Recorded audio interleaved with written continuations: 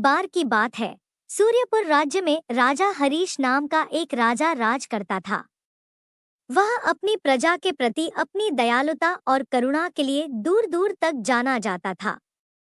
उसके शासन में उसका राज्य फलता फूलता रहा और लोग शांति और समृद्धि से रहते थे।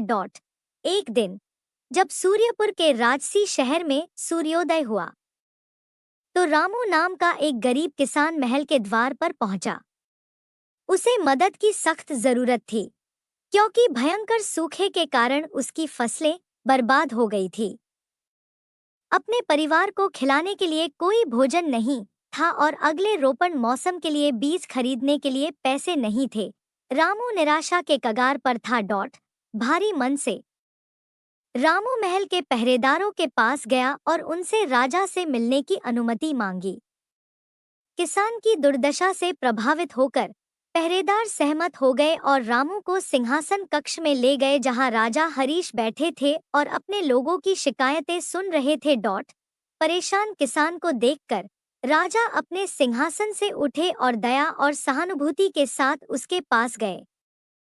मेरे दोस्त, तुम्हें क्या परेशानी है? राजा ने पूछा। उनकी आवाज कोमल लेकिन अधिकारपूर्ण थी। रामू ने राजा के सामने सिर झुकाया और अपनी दुख भरी कहानी सुनाई। उसने बताया कि कैसे सूखे ने उसकी फसलें तबाह कर दी हैं, जिससे वह और उसका परिवार बेसहारा हो गया है। राजा से मदद की गुहार लगाते हुए रामू की आंखों में आंसू आ गए। राजा हरीश ने ध्यान से उनकी बात सुनी। उनका दिल अपनी प्रजा की पीड़ा के लिए करुणा से भर गया।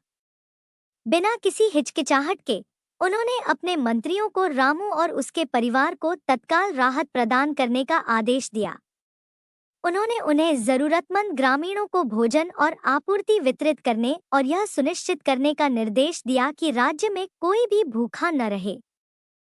लेकिन राजा हरीश की उदारता यहीं खत्म नहीं हुई। उन्होंने रामू को अपने खेत को फिर से बनाने और नए सिरे से शुरुआत करने के लिए आवश्यक संसाधन प्रदान करने का भी वचन दिया।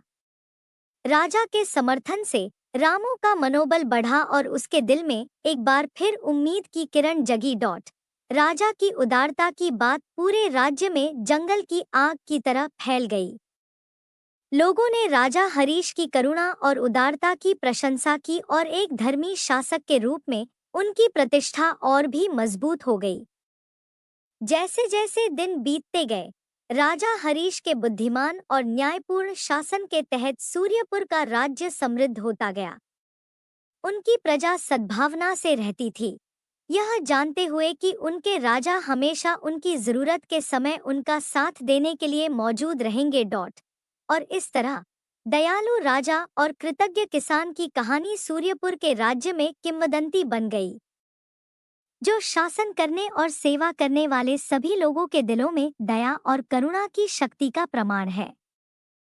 इस तरह से इस कहानी से हम यह सीख पाते हैं कि सच्ची दोस्ती, विश्वास, सपनों का पीछा और मुसीबतों का सामना कर सकते हैं, चाहे कितनी भी मुश्किल रास्ता क्यों न हो।